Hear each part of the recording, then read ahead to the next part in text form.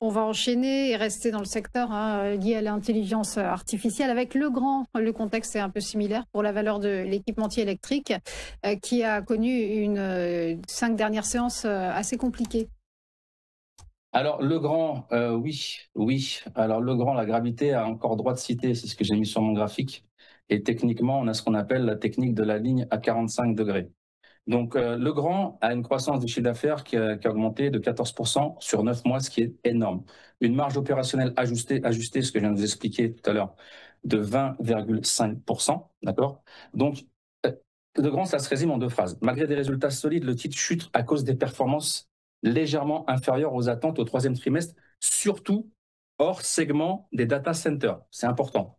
Pourquoi? Parce que justement, le groupe reste toutefois porté par une dynamique basée sur l'innovation et les data centers. C'est très, très important. Du point de vue graphique, donc la gravité a encore droit de citer.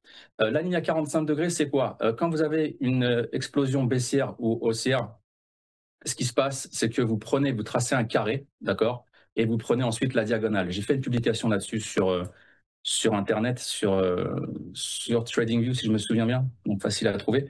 Là, on a eu la même chose, ça a fonctionné, regardez. On est bien allé chercher la ligne à 45 degrés.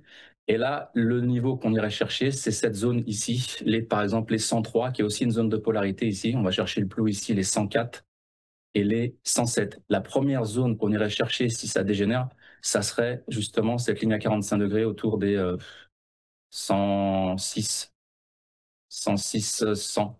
Voilà, 106. Voilà, ça serait ça. Il y a aussi des divergences sur des unités de temps plus légères. Là, je suis en weekly. Donc voilà, la ligne à 45 degrés. Donc, ce qui se passe, c'est que il faudrait que le marché respire pour pouvoir faire entrer ensuite les investisseurs dans le marché. Voilà pour le grand.